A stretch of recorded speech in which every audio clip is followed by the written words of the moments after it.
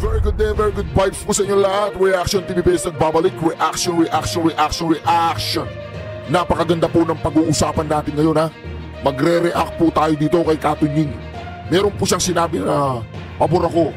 Pero meron din siyang sinabi na masasabi kong hindi ako pabor. Pero mataas po ang respeto natin dito sa komentaristang ito. Ha?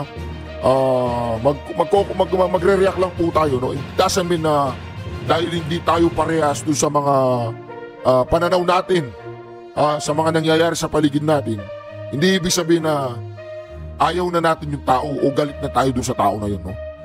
Kumbaga, disagree, di ba? Ganun yun, agree to disagree. So, pero bago po tayo magkalimutan mga kareaksyon, huwag po ninyong kalimutan at makakalimutan na ang ating misyon na kung saan, ito po, yan po Reaction TV page. Thank you President Mayor Duterte. Yan po ang ating mission na yan ay magiging gold play button. No? Kaya kung mag-subscribe ka, ay isa ka ng kabahagi sa ating mission na makapagdala ng 2 plaki ng pasasalamat sa Pangulong Duterte. Pupuntahan po natin siya ng personal doon at iaabot po natin ang plaki na yan kasama ng isang gold play button bago po mag-election. No? Yun po ang target ng Reaction TV PH. Samahan po ninyo ako. Maraming salamat at subscribe, like at importante pong i-share para naman mapanood lahat, para mag-viral ang ating mga video. Ito na po, maginggan po natin si Katunying. Ito. Buo. Sa tagal kong hindi nagla-live hindi ko na alam Baka dahil hindi ka na nagla-live, Katunying, nahalata mo walang nanonood. Mag-live ka kasi lagi para may manood. Oo, di ba? Hindi, baka naman hindi siya nagla-live kasi wala na siyang ila-live kay Marcos Jr. Ganun ba, Katunying? Anong lang yun Katunying, ano mo ako, fans mo ako. Baka dahil hindi ka na nagla-live kasi wala ka nang ma-live. At least may delikadesa si Katunying, di ba? May delikadesa siya. Ganun yun. Oh, saludo tayo kay Katunying. Huwag kang mag-live pag wala kang alam na i-live. Ano ba ito? Ano? Plus... Kasi po nung election halos live ng live ito kay Marcos Jr. Siguro naubusan siya ng ilalive kay Marcos Jr. kasi inahanap siguro niya resibo, walang resibo no? So ngayon, hindi siya nagla-live. Pero alam ko si Katunying pag nakakakita siya ng mga resibo, nila-live niya, di ba Katunying? O, di ba? Mag full screen Amang ng, teka muna po hindi na marunong Ito po. Where up? Ayun, nahuli ko rin. Madam Vice President, pasensya ka na. Nandito ka na. Tunog sa inyo? Dahil... Okay, andito na po. Ang ina ninyong lahat. Martin Romualdez, Lisa Marcos, Bongbong Marcos.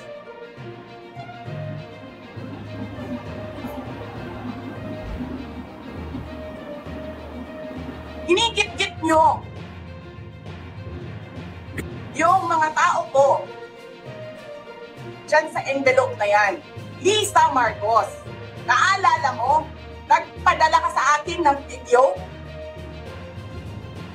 Sinabihan mo ako saan kukunin ang pera. Pinakita mo ang muka ng tao doon sa video message mo. This is Lynette. She's been working with us for the longest time. We trust her. You sent me written instructions about money. Millions a month. Anong nakalagay doon sa envelope? DepEd. Anong ginawa ko? Binigay ko sa DepEd. Utak na mo ba?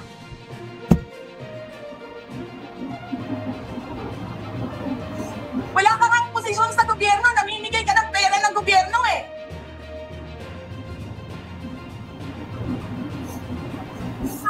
Sirain mo yung tangal ng mga kasama ko sa Office of the Vice President. Sasabihin niyo sa mga tao, nakaw yan, confidential funds yan. Niwala nga kayong isang proof na confidential funds yan. Naniwala lang kayo sa isang babae na ang pangalan ay Gloria Mercado na nagsabing confidential funds yan na hindi nyo nga nilabas na walang pang confidential funds, meron ng white envelope. Kasi 2022 pa lang, ang ina mo ka, may utos na ng pera sa DepEd.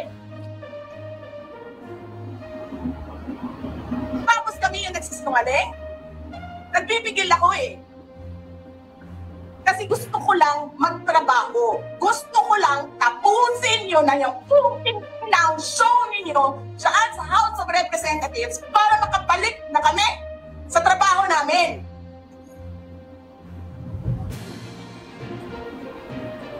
Tapos ganyan ang gagawin ninyo sa amin dahil hindi kami sumusunod sa inyo? Dahil ayaw na namin tumulong sa inyo?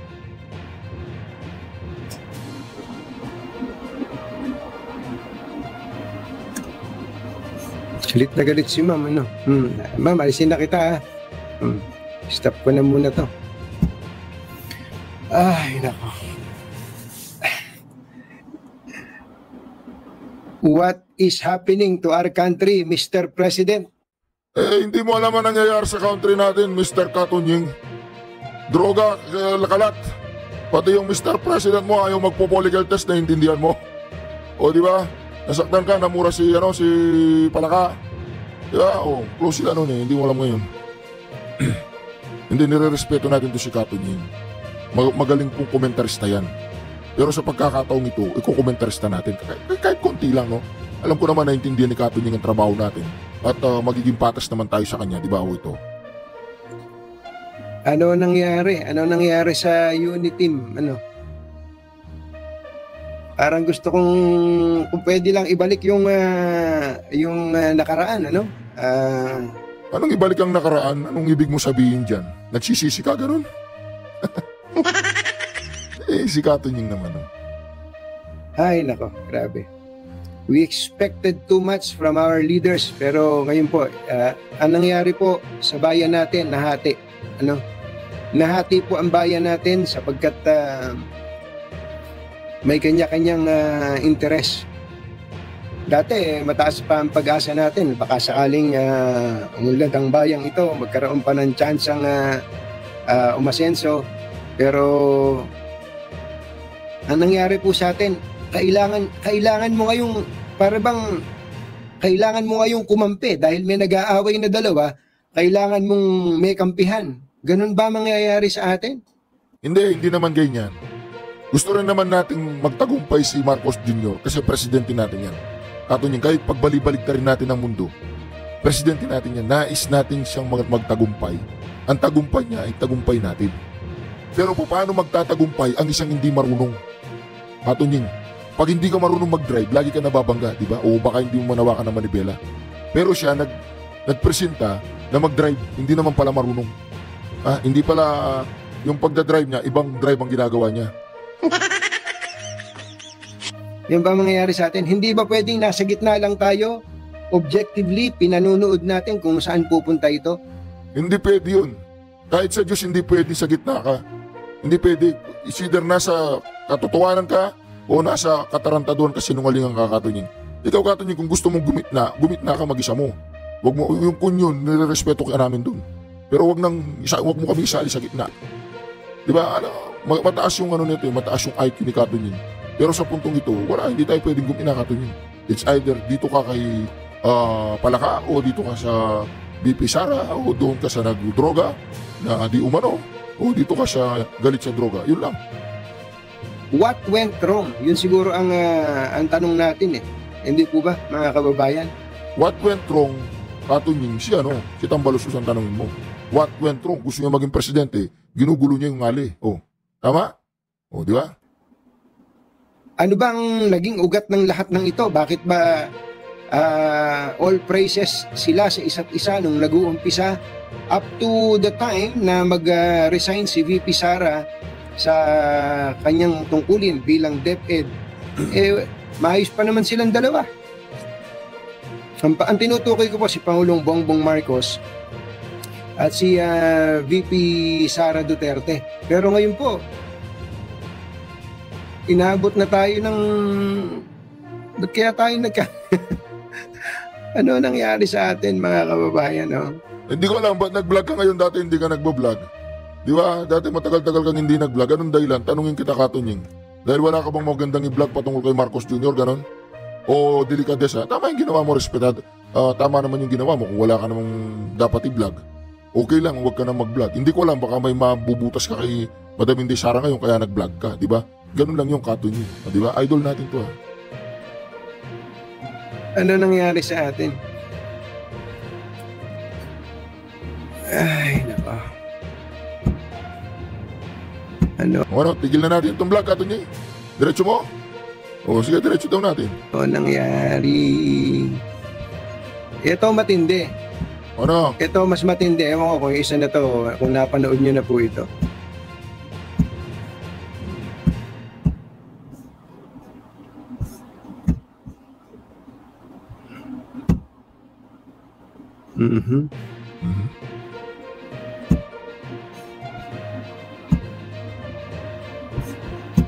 Merong isa akong ipinost kanina.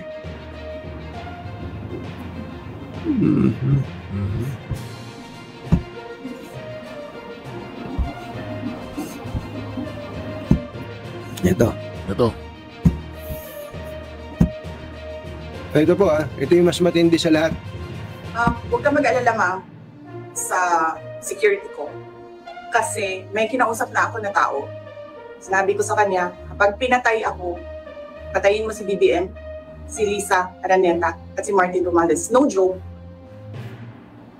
No joke. Nagdilin na ako, ma'am. Pag namatay ako, sabi ko, huwag ka tumigil na hanggang hindi mo mapatay sila. And then he said yes. Panoorin nga uli natin yun. Parang, singa. Huwag ka mag-alala, ma'am, sa security ko. Kasi may kinausap na ako na tao. Sinabi ko sa kanya, kapag pinatay ako, patayin mo si BBM, si Lisa Araneta, at si Martin Romualdez. No joke. No joke. Nagdilin na ako, ma'am. Pag namatay ako, sabi ko, huwag ka tumigil na hanggang hindi mo mapatay sila. And then he said yes.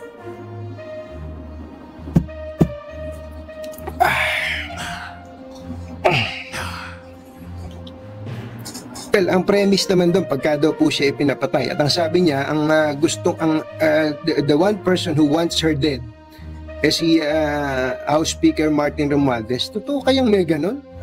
Kayo po ba naniniwalang may ganon na? Well, alam ko may mga political motives ang bawat isa, pero to the point na may papatayin. Pinanganak ka lang kahapon, Katunying naman. Pinanganak ka lang kahapon. Na walang ganyan, maraming ganyan.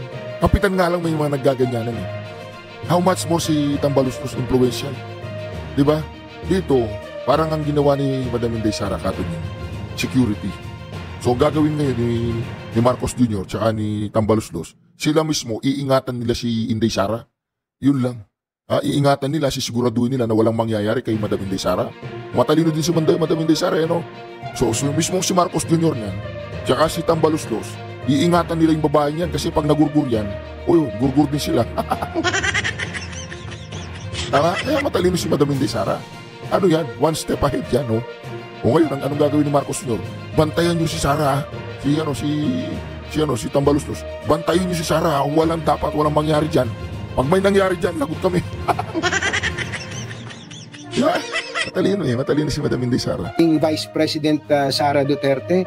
Tapos, dahil meron siyang naiisip na may magpapapatay sa kanya, nagbilin siya, pag siya ay napatay, patayin din si Pangulong Marcos, si First Lady Lisa Araneta Marcos at si Speaker.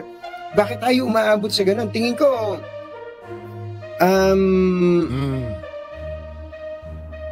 sa bagay, may makikinig kaya si VP Sara sa mga pwedeng magpayo sa kanya, no? Hindi, may ma-intelligence yan, Katunying. Alam mo yun. Gusto mo lang kalmantihin ang puso ni Madam Inday Sara ngayon. May intelligence yan. Diba? Yung confidential pan. O ginamit niya yung confidential pan para maponduan niya yung intelligence niya. Alam mo yun? Katunying naman. Di ba? Magbubulang pa tayo dito, Katunying. Alam mo yan. Ikaw naman. Ano ba pwedeng ipayo sa kanya? Ma'am, pwede hinay-hinay. Pero kung may magpayo siguro sa kanya na maghinay-hinay siya sa kanyang pagsasalita, baka magalit no? Mahirap din Sa totoo lang, nakakatakot po siya ngayon, ano? Oo, di ba? Alam mo, Katunying, hindi siya nakakatakot. Sa amin, hindi siya nakakatakot. Matatakot lang sa kanya yung mga korap, yung mga gumagawa ng hindi maganda sa bayan, yung mga nagtatangka sa kanyang buhay, ay talagang nakakatakot siya. Pero yung mga katulad nating simpleng tao na walang ginagawang hindi maganda sa gobyerno o sa paligid natin, hindi siya nakakatakot. Love na love natin dapat yan. Nakakatakot po, ano? Medyo sa totoo lang, nakakatakot po yung mga binabitawang salita. Baka nabitawan niya yung mga salita na yung, Katunying, ha? Ito sabihin ko sa iyo. Siguro may takot din sa party ni Madam Inday Sara sa mga dumarating na impormasyon sa kanya, yung mga intel niya. Di ba? May kanya-kanyang intel yan, Katunying. Ikaw naman, alam mo yun. Grabe ka naman, Katunying. Walang ganyanan, tagal mo na nga hindi nag-vlog. Magbablog ka ngayon, ano pa yung sinasabi mong ganyan? Di ba? Huwag kang magpahalata, alam mo yun. Ang napapansin natin, unlike her father, si Pangulong Duterte kasi kayang-kaya niyang mag-joke, kaya niyang magbigay ng salita, babawiin ganun. Kumbaga kabisado natin si Pangulong Duterte. Si VP Sara kasi baka hindi pa niya naaabot yung ganung klase ng karisma, no? Karisma ni Pangulong Rodrigo Duterte. Ang napansin ko kay VP Sara, medyo pikon. Medyo pikon, ano po? Hindi siya pikon, ikaw naman Katunying, hindi siya pikon. Diba? Nandito lang ako mag-react sa sinasabi mo. Hindi siya pikon. Protective siya sa mga tao niya. Kung pikon yan, matagal nang nangangawa yan. Hindi ba naman siya mapipikon? Ikaw, subukan ko. Sinasamahan mo yung kaibigan mo. Hating gabi, kakatukin. Dadalhin dun sa mga talagang mga kriminal, yung mga makakasama niya. Sinong hindi mapipikon dun? Walang due process. Barakuhan ganun. Naintindihan mo yung sitwasyon niya nung gabing magsalita siya? Huwag mo nang alukuin mo ang lasing, huwag lang ang bagong gising. Di ba? Alam mo yung kasabihan na yung Katunying, na ano siya na, ang tawag dun, yun na, dumiretso na. Oh. May magagawa pa tayo, Katunying. Wala na, di ba? Oh. Kababayan, mabilis po siyang mapikon. At ang problema po sa ating lahat, kapag tayo ay pikon, may mga nasasabi tayong hindi magaganda. Halimbawa lang, yung pagka tayo ay napipikon, I'm sure, kahit na mabait kang tao, mapagmumura ka di ba? Nakita mo pa, alam mo pala Katunying. Alam mo pala Kaya nga idol kita Alam mo tagal mo nang hindi nagbablog ka ngayon. Swerte naman tayo, may maririnig kami sa'yo. Sana naman yung maririnig namin sa'yo, yung talagang makakapagkalma, huwag mo nang pipikunin yung sampikon. Diba? Ganda pag ganyan yung kanyang kanyang walang ganyanan, hindi tinatanggap yan sa social media. Kung dito ka, kung dyan ka, huwag ka sa gitna. Yung sa gitna, sinusuka yan. Nasa Biblia din yan. Pero yung merong patayin, nagbilin para patayin, ano ba sabi ng Malacanang dyan? Sige nga, statement po ang Malacanang tungkol dyan. Siyempre natakot. Hindi naman sanay sa ganyan si Marcos Jr. Si Marcos Jr. sanay yan sa duran-duran. Yung pakanta-kanta. Pero yung mga ganyan, yung mga gurguran. Baka si Lisa o kaya si Romualdez. Pero si Marcos Jr. hindi ko alam. Marami nga nagsasabi, utu-utulan yun Sa sinabi ni VP Sara Duterte, no? Ito po yung sinabi ng Malacanang dyan. Acting on the Vice President, ito po yung message, acting on the Vice President's clear and unequivocal statement bilang pagtugon sa maliwanag at diretsahan na pahayag ni Vice Presidente that she had contracted an assassin, na meron na siyang kinausap na isang assassin, mamamatay tao, to kill the President if an alleged plot against her succeeds. Kung ang isang tangka o plano na patayin siya ay magtagumpay, The Executive Secretary has referred this active threat. Ang punong tagapagpaganap, si E.S. Bersamin po ang tinutukoy, ay ipinasa ang active threat o ito pong aktibong banta to the Presidential Security Command for immediate proper action. So inendorse na daw po ni E.S. Bersamin sa Presidential Security Command ang bantang ito, active threat para sa immediate proper action. Any threat to the life of the President must always be taken seriously, more so that this threat has been publicly revealed in clear and certain terms. Lalo pa nga daw po, at ito ay inihayag sa publiko sa mga maliliwanag na mga pangungusap. Galing po yan kay, sa Presidential Communications Office at may utos na raw po si Executive Secretary Lucas Bersamin. Ano po, mga kababayan? Nasaan po ba si VP Sara ngayon?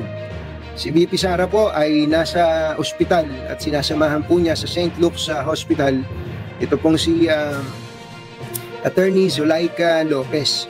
Siguro po doon sa mga, parang kayong lahat alam niyo na po yung background nito no?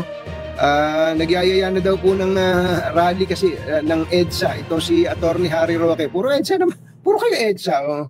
Traffic na nga si EDSA. Hindi naman siya nagyayaya. Alam mo yun, hindi siya nagyayayang pumunta ng EDSA. Yung mga gusto lang. Kung ayaw mo, hindi huwag kang sumama. Anyway, nag-umpisa po ito sa desisyon po ng Kongreso noong, kung di ako nagkakamali, ay Wednesday, na i-contempt ito pong si Attorney Zulaika Lopez na Chief of Staff ni Vice President Sara Duterte. Nung po siya ay ikinontempt, of course, alam niyo ikinukontempt, ikinukulong po yan, meron pong detention facility ang house. Nung pong kinagabihan po ng Huwebes, ay nagpunta si VP Sara doon sa Kongreso. So pinayagan po siya na bagamat lampas na sa oras ng dalaw, pinayagan po siya dahil Vice Presidente po siya na makausap si Attorney Zulaika Lopez. Ang gusto po ni VP Sara samahan po si Attorney Lopez doon po sa detention center hanggang sa araw ng Lunes, pero hindi po pumayag ang House dahil nga daw po may mga rules sila na sinusunod. So si VP Sara imbis na umuwi nagpalipas po ng gabi doon sa opisina ng kanyang kapatid si Congressman Pulong Duterte, Paulo Duterte.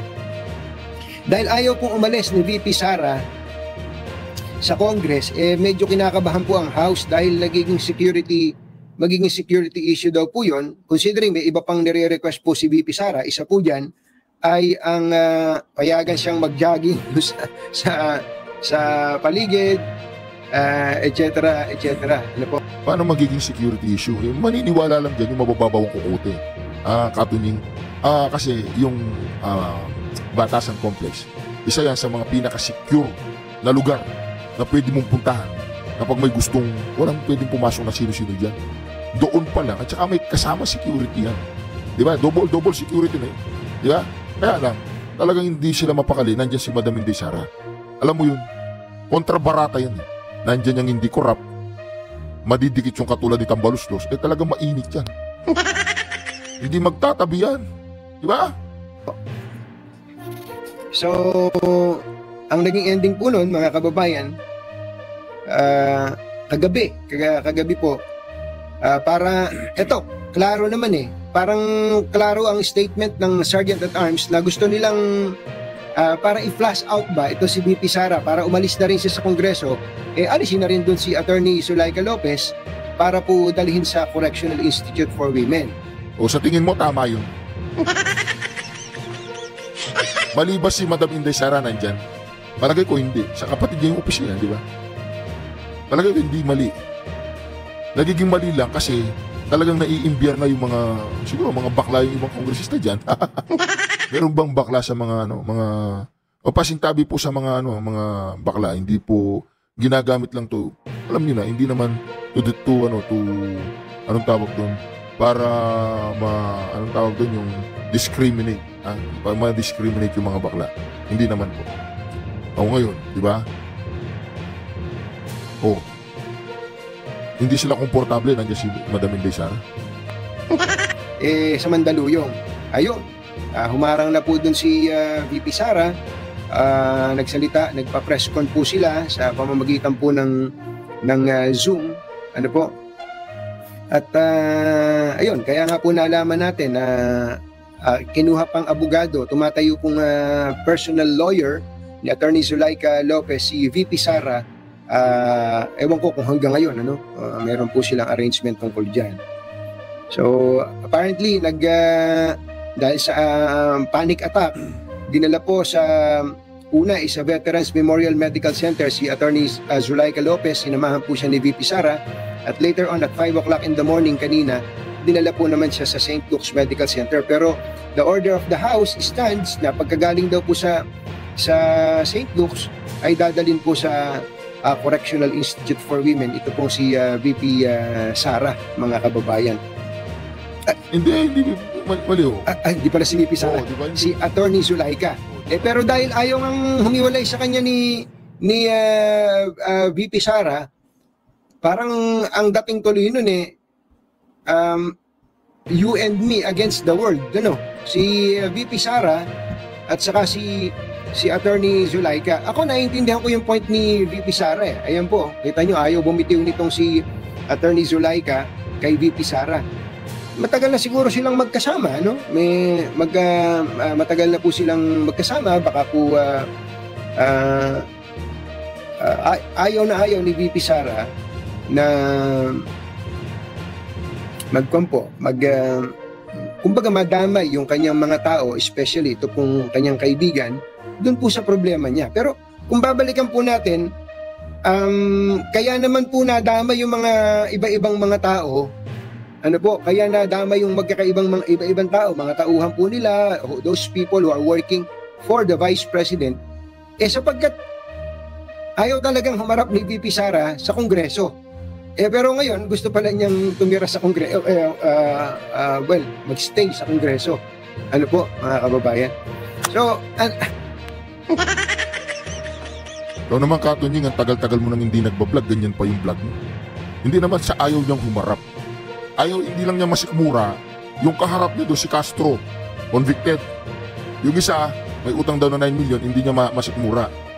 Pangalawa, yung anong tawag doon, yung mga tao doon sa Quadcom na nag-utos, itong si Tambaluslos, merong issue yan doon sa United States. So ibig sabihin, kung nakikita niya sila, parang hindi niya matanggap na yung mga nag-iimbestiga sa kanya ay mga, alam mo na. Diba, Katunying? Alam mo yun. Matalino ka, Katunying, kaya nga Katunying ka eh.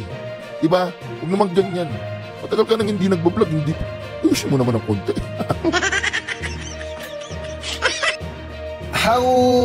How is it gonna end? Yan po ang ating inihintay. Kapag na-impeach na si Madam Inday Sara, Katunying, hindi mo alam yun? Kapag na-impeach na, tuluyan ng nasira ang kanyang pangalan, katulad ng ginawa nila kay Binay, o di ba? Si Trililing nga daw laging nandyan eh.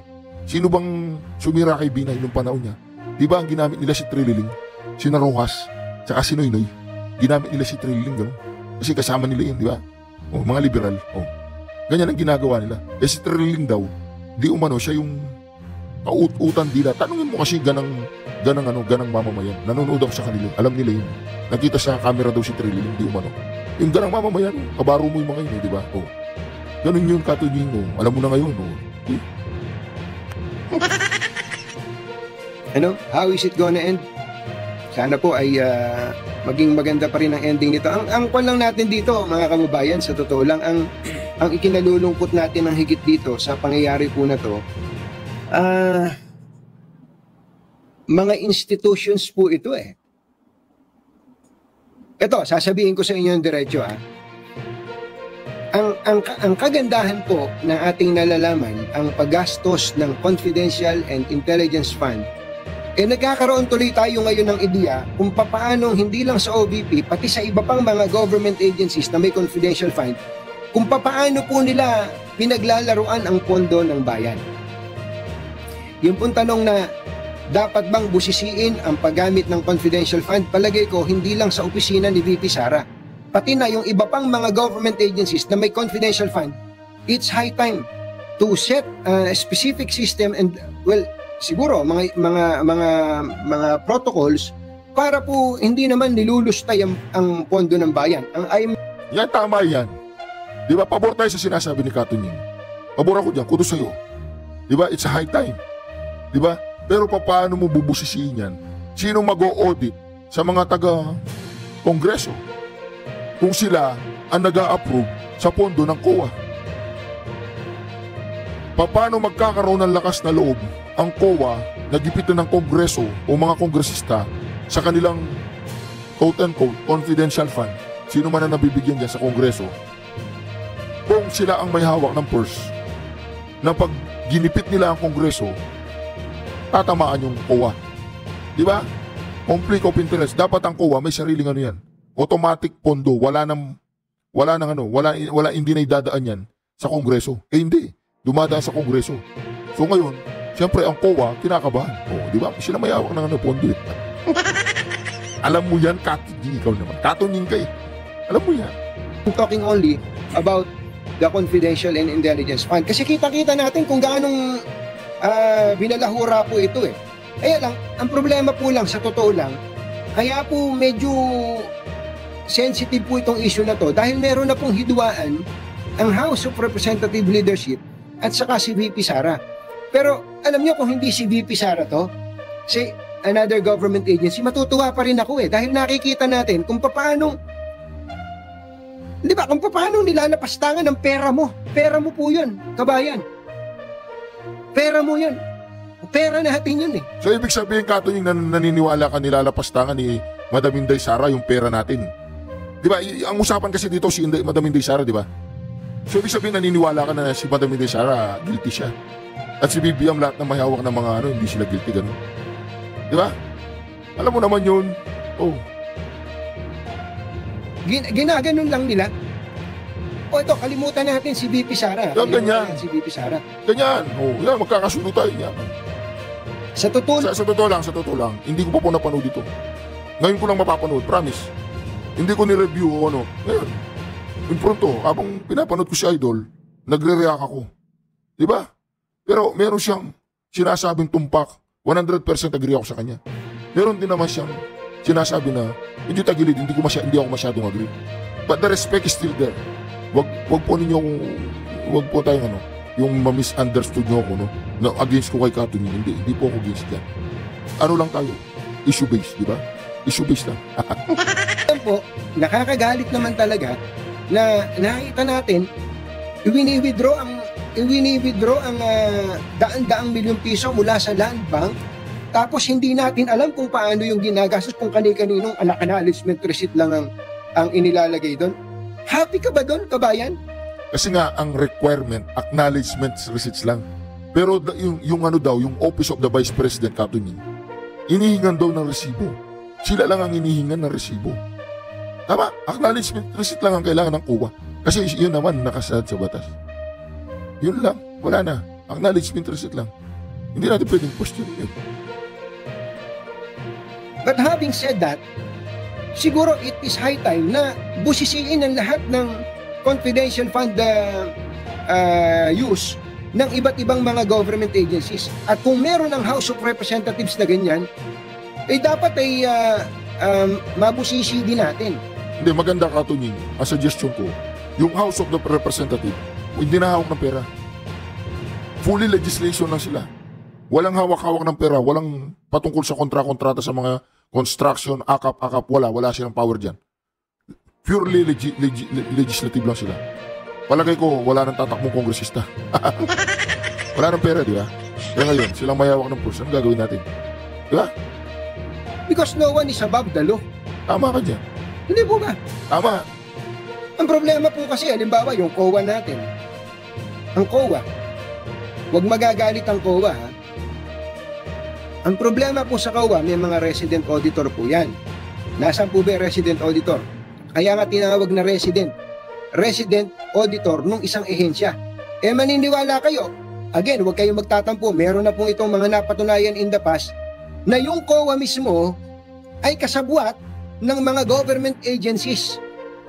kasabwat ng government agencies sa misuse of funds.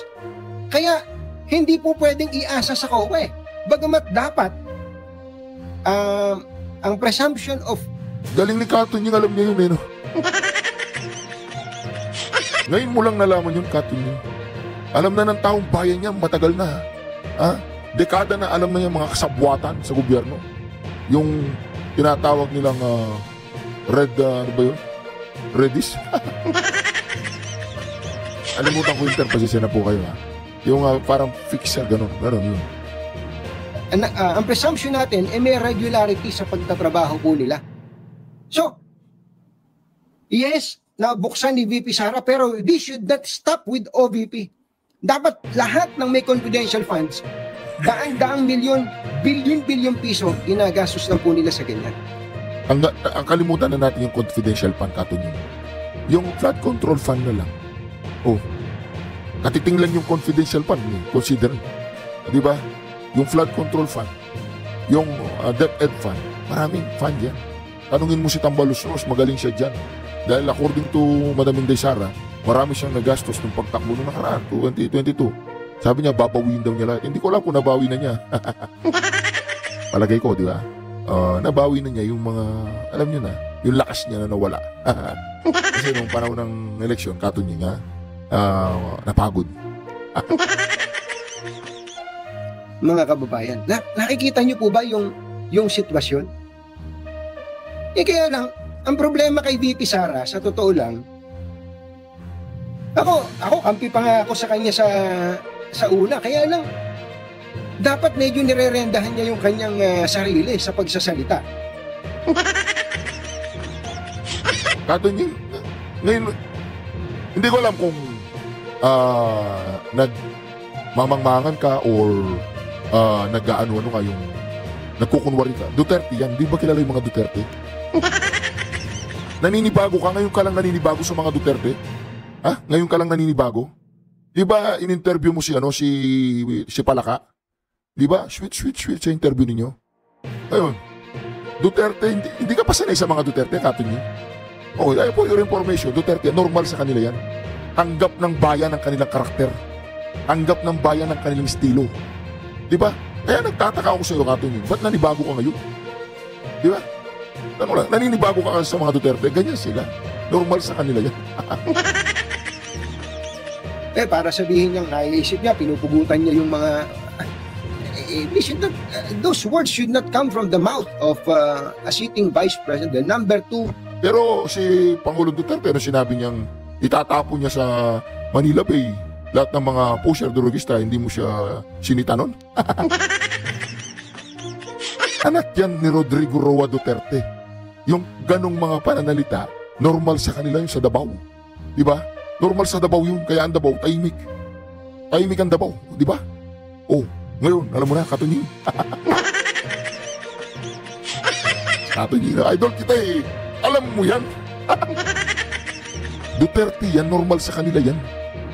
Top official of the land. Hindi po bagay yun eh. Diba?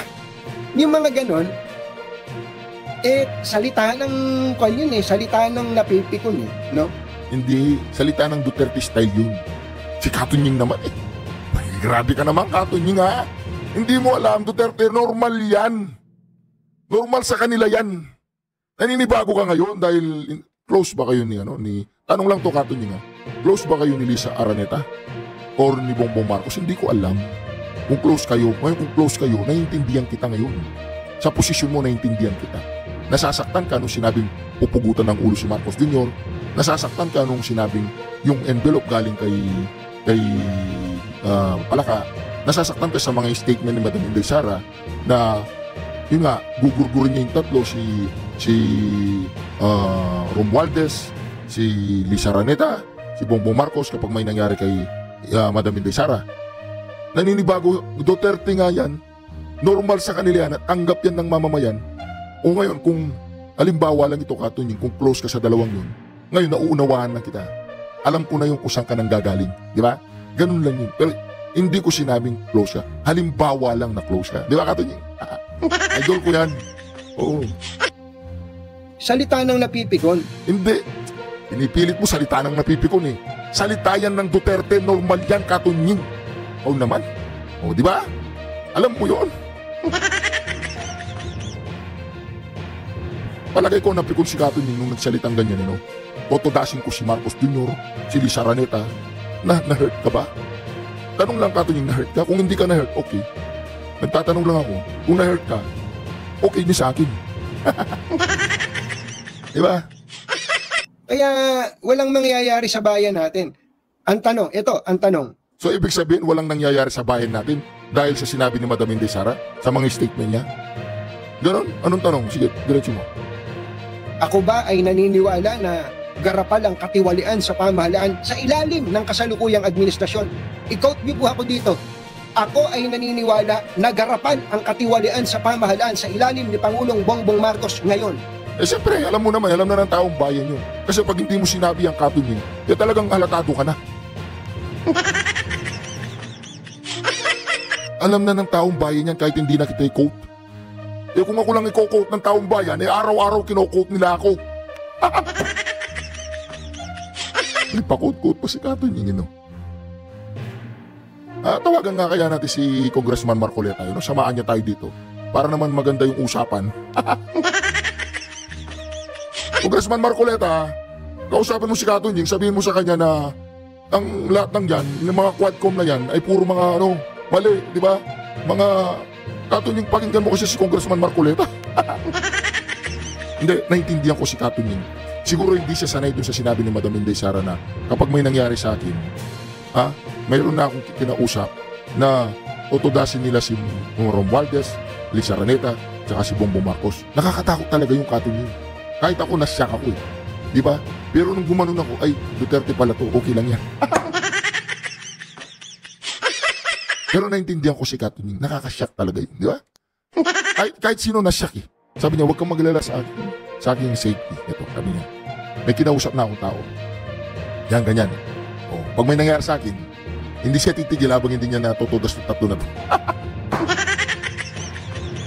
Ngayon, ang kalalabasan niyang Katunying, mismong si Marcos Jr. tsaka si Romualdez, aarkila sila ng security. Sisigurado nila walang mangyayari kay Madam Inday Sara. Kasi hindi na nila pwedeng galawin. Nagsabi na, may kinausap na. Sasabihin ko po sa inyo yan. Garapan. Alam na namin yun. Hindi na kita i-quote. First time mo sinabi yan sa camera. Ngayon mo lang sinabi. Kami sinasabi namin yan 10,000 years ago. Katunying nyo. Kaya, kung meron man pong dapat na umaksyon dito, dapat si Pangulong Bongbong Marcos. Anong alam niya? Hello naman, Katunying. Alam mo naman yun. Walang alam yun. Dire-diretso lang ang isip niyo. Binangga ng barko. Anong gagawin natin? Ganon sasabihin nun, malakas yung hangin. Ganon yun, na-overwhelm yung flood control. Diba? Ganon na sasabihin nun. Tapos si Joby Cremula na ang ganon. Ano kaya ang susunod niya sasabihin? Magtatago na kaya ako?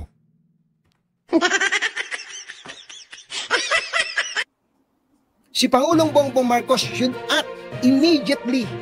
Hindi nga siya marunong. Narinig mo yung sinabi na Madam Inday Sara, hindi siya marunong, Katunying. Katunying naman.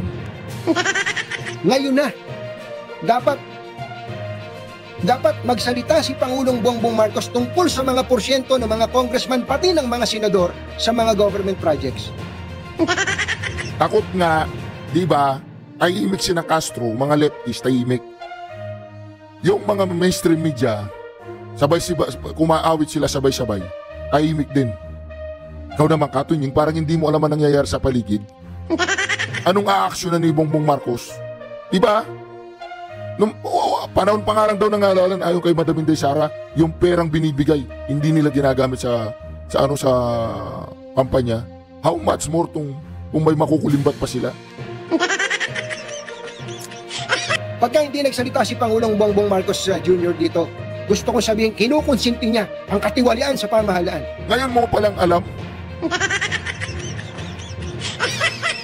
Katunying medyo nalilate ka na. Hindi ko alam kung merong ano yan. Yung sinasabi mong yan, hindi ko alam kung merong ano, touch.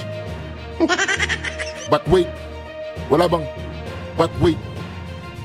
There's more. Baka may ganyan yung Katunying ha. Pero ngayon po, garapal po ang katiwalian sa pamahalaan. Mainit ang ulo ni Katunying dito ha. Garapal ang katiwalian sa pamahalaan. And if the president does not lift a finger, ibig sabihin, kinukonsinti niya ang katiwalian sa pamahalaan. Kala ko may gagawin ka. Sige, okay na. Yan po yung sinasabi natin. Kaya lang, gusto ko lang sabihin na huwag po ninyong kalilimutang iboto si Senator Congressman Rodante Marcoleta. Siya po, dito sa channel na to, isa po siya sa pinopromote natin. Kaya gusto ko si Congressman Rodante Marcoleta, medyo magipagkwento ka ng konti kay Katunying ha. Medyo yata nade-delay siya. Dapat noon pa niya ginawa to no? Siguro kung noon pa niya ginawa to, naniniwala tayong, di ba? Pero hindi, di ba? Natakot siya na sinabi niya, tutudasin ko yung tatlong yan pag may nangyari sa akin. May kinausap niya ako. Hindi pa niya alam ang nagsasalita Duterte. Hello, Katunying. Duterte po ang nagsasalita. Sanay kami dyan. Kaya nga minahal ng taong bayan ng kanilang estilo ganyan. We love it. Minessage ko po sila dyan tungkol dyan. Gole! Sabi ko kung hindi, ako po, kahit pa paano, nakakapag-message ako sa ibang mga nasa inner circle. Wala na, hindi ko kailangan mag-message sa kanila. Sino ba sila? Baka madamay pa ako sa ginagawa nila. Yung pagpupulbur-pulburon, di ba? Hindi ako na mag-message. Ano pa, mabavirus pa yung cellphone ko. Grabe po. Grabe po ang katiwalian sa mga government projects. Grabe po. I-quote niyo po ako dyan. Hindi na kailangan. Yung ganang mamamayan, magandang panoorin yung ganang mamamayan. Katunying manood ka doon. Oo, very advanced na mag-isip.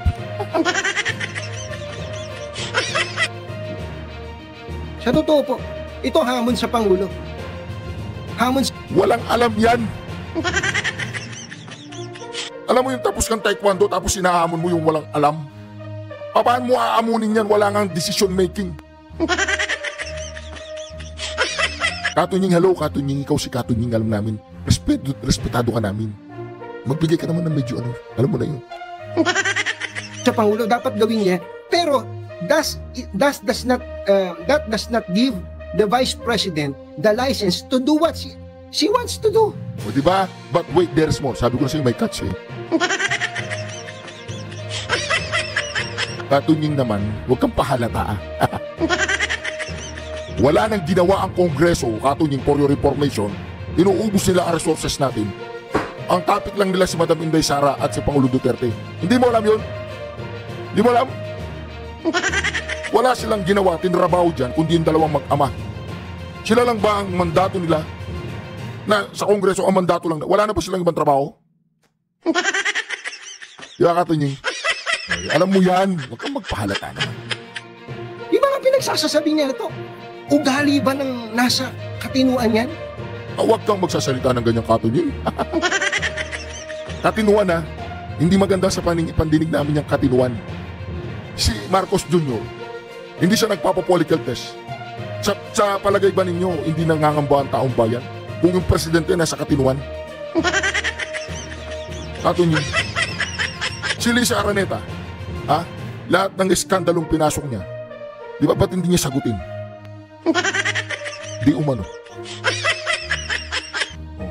Ngayon sinasabi mo katinuan, wag naman ganyan Katunying.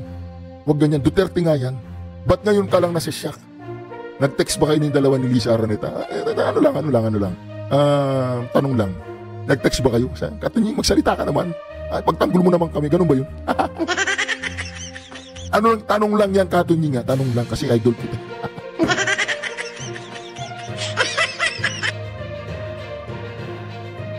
Ugali ba? Hindi ugali ng mataas na opisyal ng pamahalaan niya.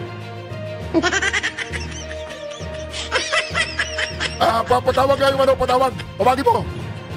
Tawagin mo yung Si Kosa, tawagin mo, papuntay mo, pakausap mo si Katunying. Katunying, nakakalimutan mong mga Duterte yan. O naman, ako sa ba kayo ni Elisa Araneta bago yung live mo? Tanong lang. Ayaw mo magpahalata pero medyo naintindihan ka namin. Huwag mo na masabing masamang tawang si Pipi Sara dahil nagsalita siya gano'n. Normal yun sa amin. We can take it. Hindi po, opo.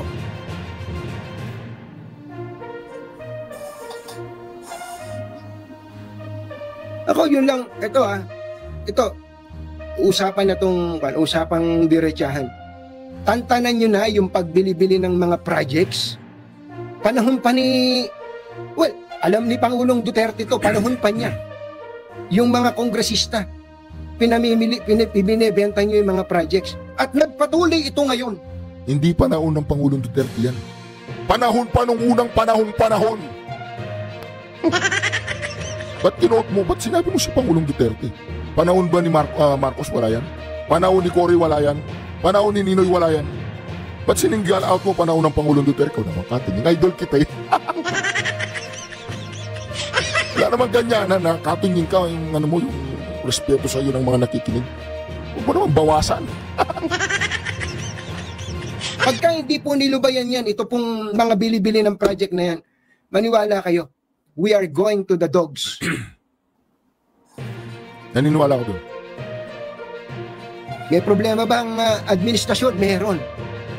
May problema ba si speaker? Meron. Pero that does not insulate Vice President Sara Duterte sa mga kamalian. Yung mga ang problema kasi sa kanya, meron sasagutin lang eh. Kung meron bang katiwalian, kung wala, ba't ka matatakot humarap doon? Okay, sinagot niya, ayaw nila yung sagot. Sabi niya, bahala na kayo dyan, ayaw nila yung sagot ko eh. Sinagot niya, ayaw nila yung sagot. I-demanda siya, i-impeach siya, dalhin siya ombudsman kung talagang meron silang ebidensya, Katunying. Hindi mo alam yung Katunying. Kung talagang meron silang ebidensya, di ba dalhin sa ombudsman? Ang ombudsman ang mag-imbestiga. Hindi naman sila COA, ginagawa lang trabaho ng COA. Hindi naman sila NBI o prosecutor, ginagawa lang trabaho ng prosecutor, Katunying. Hindi mo alam yun. Ikaw nga yung nakakaalam kung merong... Alam ko nga, kaya kasi sinasabi ko sa iyo, Katunying. Merong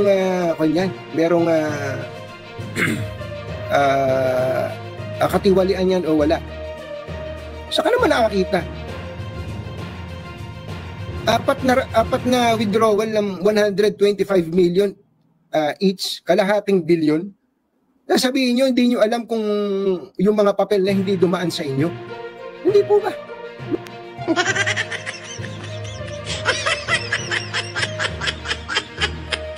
Hindi kasi niya alam yung mga papel na pinapakita nila doon.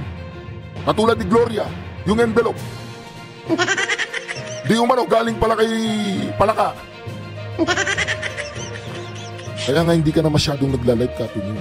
Mahirap kasi pag nagla-live ka, hindi mo feel yung nilalive mo. Ngayon medyo may nakita kang butas kay Madam Inday Sara, bigla kang nag-live. Uy, ilalive ko to. Nagsalita ng totodasin niya si ganyan-ganyan. Magandang i-live yan. Ganun ba, Katunying? Naman ganyan, naghihintay ka ng tamang pagkakataon para, di ba, matuwa sa si Elisa Araneta, ganun? Tanong lang yan, Katunying, tanong lang ha. Si Senator Marcoleta, gusto kong makausap mamaya. Senator Marcoleta, pagpaliwanag nga kay Katunying ang nangyayari. Di ba pinaliwanag mo sa sa nagpa-interview ka dyan sa mga nagwewelga? Medyo tapikin mo ng konti si Katunying para naman hindi siya masyadong obvious. Mga kababayan,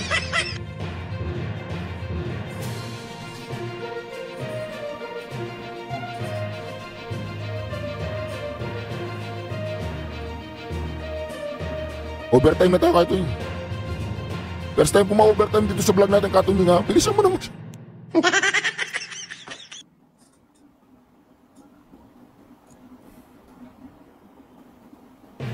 ito po nangyari sa bayan natin, mga kababayan. Ito po nangyari sa bayan natin. Ayan. Pagka diehard Duterte ka, wala ka ng pakikinggan na katwiran ng kabilang panig. Huwag naman diehard Duterte. Ayaw ko lang maging diehard sa mga adik. Okay na ako maging diehard Duterte kasi may resibo sila yung Davao. Resibo nila yung Davao. We are not Filipino for nothing. We are not supporter for Duterte for nothing. Huwag mo singgil out yung... Pag diehard BBM ka, wala ka ng pakikinggan na katwiran ng kabilang panig. Bayad ang mga yan. Hindi mo alam, Katunying, bayad. Meron nga nag-leak yung kalbo. Yung mukhang engot. Inagisa niya ng 1,000 ni Romualdez, nagngangawa na. Dati diehard siyang Duterte. Nagtaka ngayon ako, kulang na lang, murahin niya ang Pangulong Duterte, minuran na niya yata. Si Katunying, medyo hindi ko naintindihan. Madalang na lang siya mag-vlog, pero hindi ko alam, di ba? Kaya natin nireact para naman, di ba, magkaroon tayo ng parallel investigation. Ito na po nangyari sa bayan natin. Ito na po nangyari sa bayan natin, mga kababayan. Opo. Yan na po nangyari sa bayan natin ngayon. Kawawa po itong bayan natin. Na-polarize tayo dahil sa mga leader na iniidolo ng karamihan. Hindi namin sila iniidolo. Pag nakita namin nagluluko si Sara Duterte, hindi namin susuportahan yan. We are not devoted or in devotion namin sa bayan. Ngayon, kailangan namin ng leader na nagpakita ng katulad ng aming paniniwala. Ngayon, kung ikaw, wala kang pinaniniwalaan, nasa gitna ka, nire-respeto ko yun. Ngayon, kung sila naniniwala sila sa isang drugista, sa isang magnanakaw, sa isang sinungaling, sa isang, hindi namin alam, yung tinatawag nilang, ano ba yun? Basta, di ba, naggagalawan, papalitan ng asawa, bahala sila dun. Problema nila yun. Kung naniniwala sila sa mga yun, nire-respeto din namin yun. Di ba? Kami, dito kami. Sa mga galit sa mga kriminal. O, di ba? Pero si Bibi, kung kinausap siya, kumusta yung mo? I will not dignify that question. Pag ganun, at hindi ka pa rin nagising sa kahibangan mo. Hindi ka Katunying, yung mga ibang tao. Hindi, sa totoo lang po, idol ko si Katunying. Base, issue base yung pinag-uusapan natin dito, issue base. Nagre-react ako dun sa issue, hindi sa personal, hindi dun sa mismo Katunying. Di ba? Maganda pong ihemplo yung taong yan. May business yan, yung restaurant, may maganda yung kanya reputasyon. But this kind of issue, medyo meron kaming hindi pagkakaunawaan. Issue-based lang Kasi marami pong followers si Katunying. Maraming follower niya ako, inaamin ko naman, follower niya ako. Pero dito sa issue na to, Katunying, merong mga bagay na agree ako sa iyo. Meron din naman mga bagay na hindi ako agree. Tama ba yung Katunying? O di ba? O unang-una, Duterte yan. Nanibago ka, Duterte yan. Pangalawa, matagal kang hindi nag-live. Ngayon, nag-live ka dahil narinig mo nagsalita si Madam Inday Sara as being a Duterte. Yung kanyang normal, yung kanyang natural kasi mga yan, kaya mahal namin. Ayaw namin yung plastic.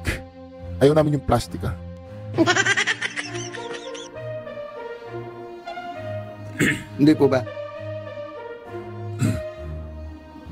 Ako, ang pangarap ko, matagal ko na itong pangarap. Sapagkat naniniwala ako na tama yung ginawa ni Senator Ping Lacson. Matagal ko ng pangarap na sana ay tanggalin ang discretion ng mga mambabatas, congressman at senador sa paggawa ng proyekto sa bidding. Ewan ko lang kung may tumakbo pang congressman at kung may tumakbo pang senador. Tama ka dyan, Katunying. Ano tayo dyan? Magkasama tayo dyan. Sana wala ng pera, paghawak ng pera yung mga legislative branch of government natin. Sana hiwalay sila dun. Sila nag-a-approve ganyan. Pero yung paghawak ng pera, paggawa ng mga project, sana wala na. Tama si Katunying dito. Yun din ang matagal ko na pinipreach. Pero dun sa sinabi ni Madam Inday Sara na ganyan, Duterte yan, Katunying. Duterte sila. Ganyan sila. Normal sa kanila yan. Tanggalan po ninyo ng discretion ang mga mambabatas natin sa pagturo ng mga project, pagturo lalo na ng mga kontraktor na gagawa ng project. Pagka po ganun, ewan ko lang kung may tatakbo pang congressman at senador. Tama yan, Katunying. Yun ang pangarap ko. Sana mangyari yun. Pero mahirap eh. Mahirap mangyari. Alam niyo kung bakit mahirap mangyari? Sila magdidesisyon eh.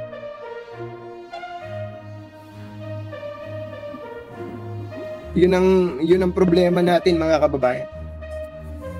Parang, di ba? Parang kaya tumatakbo ngayon ng mga mambabatas, gustong maging congressman, eto pa, meron pang isang gusto si Ping Lacson, matagal ko nang gustong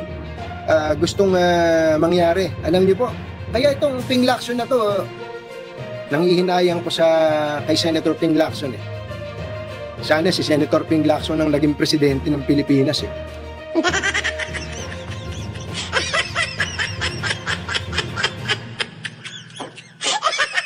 Ito bang vlog mo na to para i-promote mo si Ping Lacson? I respect that, I respect. Nire-respeto ko rin naman si Ping Lacson. Ang ayaw ko lang si Ping Lacson ngayon, nagpaano siya sa alliance. Sumama siya kay Marcos Jr. Taas na respeto ko dyan. Maya-maya ang sinamahan niya, di umano durugista. Ano? Magkano? Anyway, Katunying, nire-respeto kita dyan. Sige, Ping Lacson. Alam niyo po yung isa pa niya sinasabi. Sabi niya, pagka ikaw ay pumasok sa gobyerno, pag ikaw ay government official, whether you are appointed or elected, dapat waive ang iyong karapatan sa bank secrecy law. Dapat pwedeng halongkatin ng gobyerno na nag-iimbestiga ang iyong bank accounts. Pagka ikaw ay isang tao na pumasok sa gobyerno, ulitin ko ang gusto ni Senator Ping Lacson, all government officials, elected man o kaya appointed, dapat walang bank secrecy law. Di ba may SALN na sila? Hindi. For general information.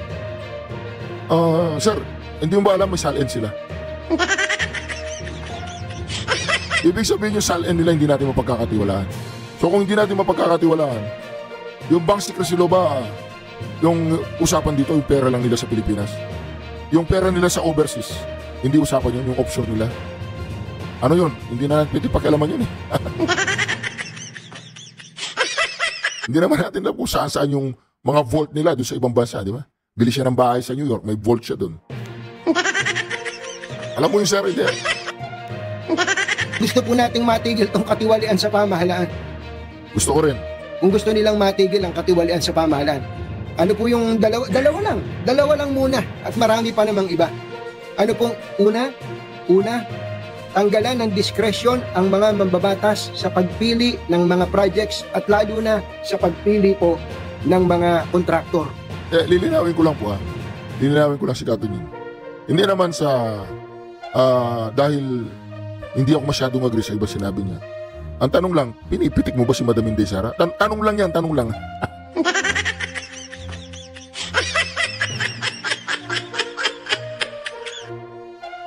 Tanong lang, pinipitik mo ba? Style natin yan, Katunying ha? Vlogger din ako. Ako hindi ako mahilig pumitik. Talagang ang reaksyon ko iba.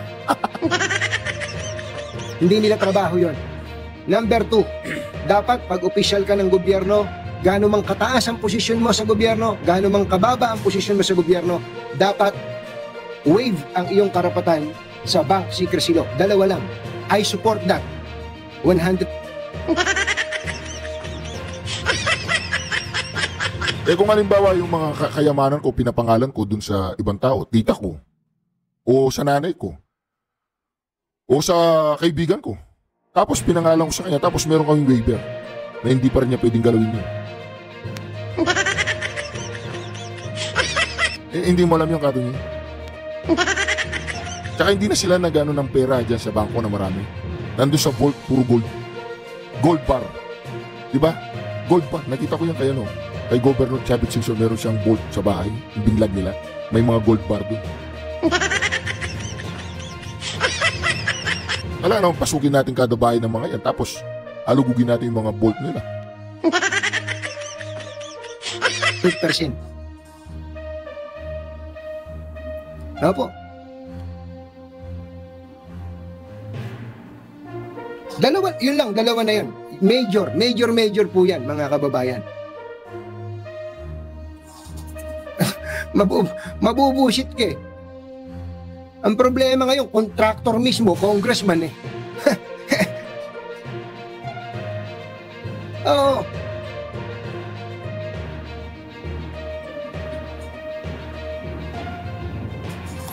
Ay, nako mga kababayan.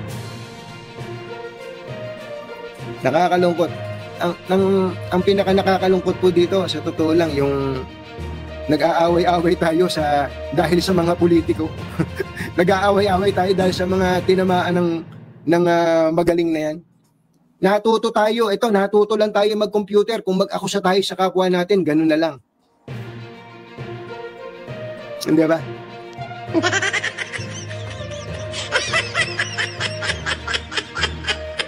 Okay, Katunying mo. Sige.